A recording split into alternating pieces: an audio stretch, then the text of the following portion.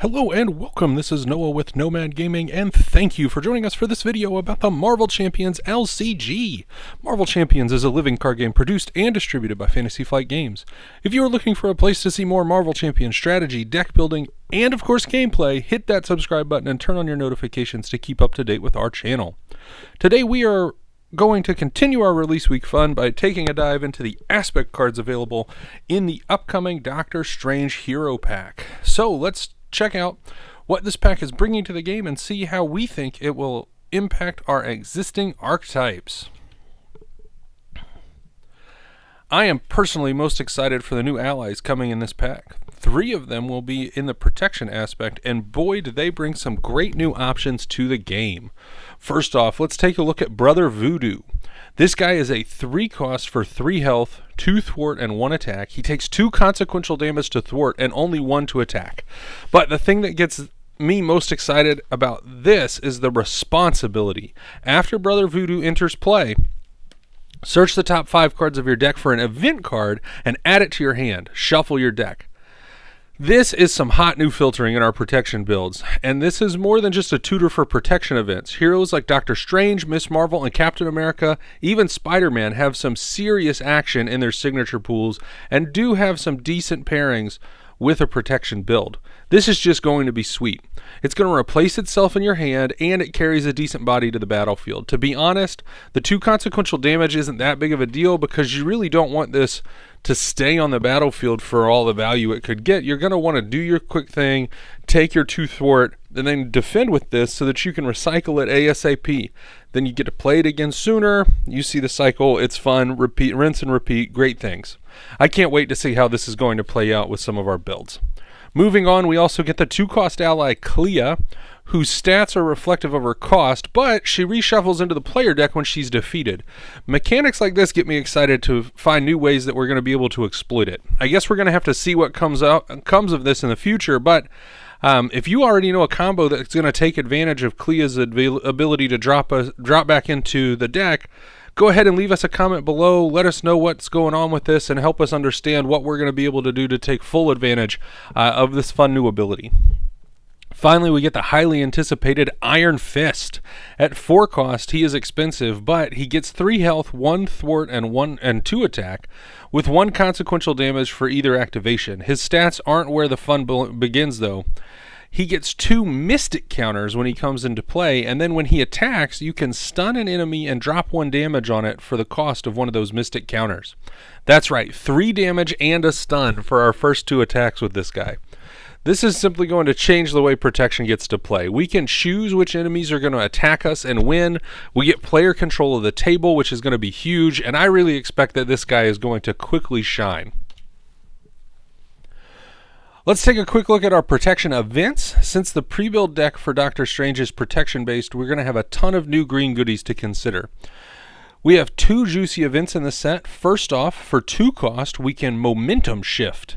This is a hero action attack which not only gives us healing but lets us deal deal damage at a decent rate. I think we are seeing a shift in the protection deck where we can truly embrace the defensive nature of the aspect, but still be able to handle things like damage and other necessities.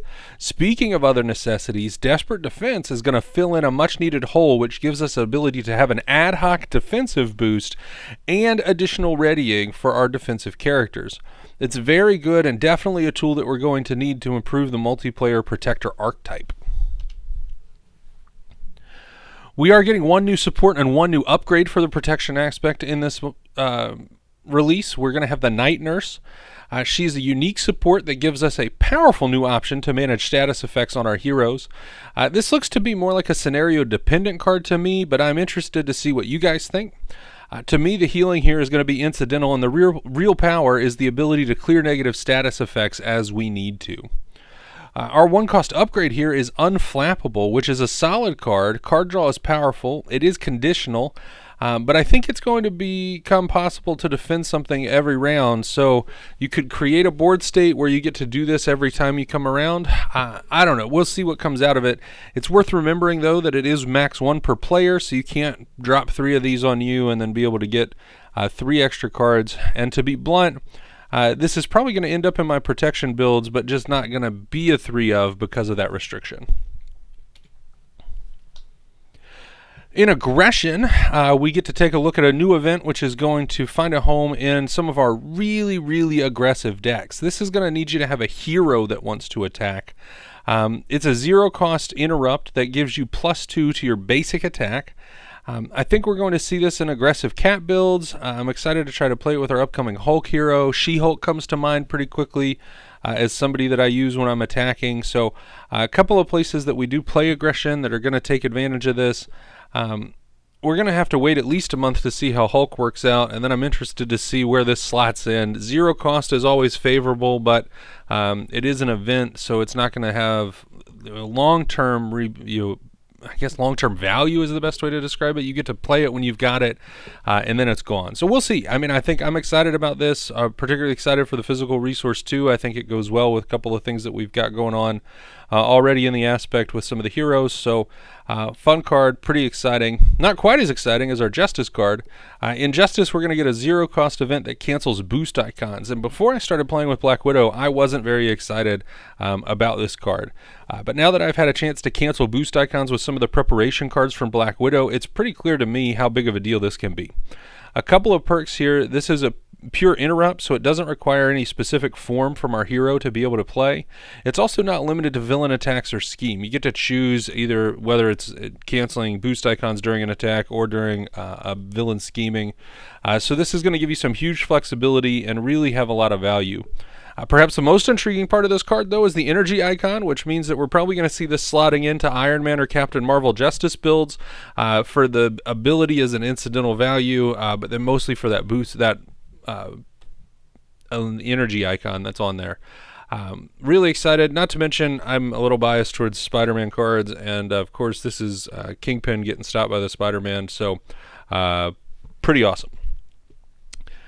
Talking about burying the lead, though, leadership is going to get a potentially huge ally here in Iron Man Tony Stark. The 4-cost ally comes with 3 health, with 2 thwart and 2 attack, and that's good.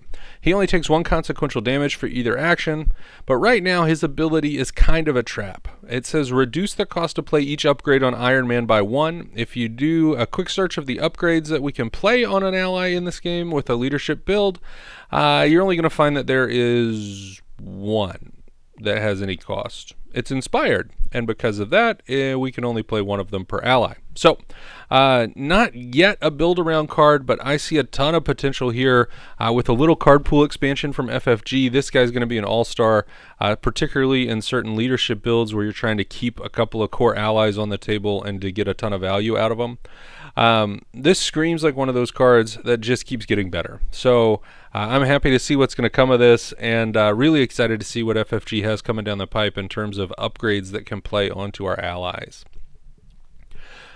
All right, finally we get to see the conclusion to a set of cards that was initiated in our core set. For 0 cost, we get Warning, which lets us reduce the damage our hero would take from an attack by 1. This is a defense interrupt, so I don't think it could cancel things like direct damage from treacheries and such, but it's still going to be playable in certain decks, and especially in our Defend for All protection deck that has really developed quite nicely with the new protection cards in this pack.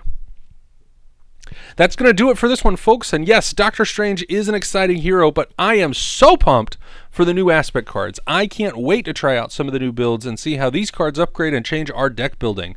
Let me know your thoughts in the comments below, and if you've made it this far, hit that subscribe button to help out our channel. Until next time, let's go game!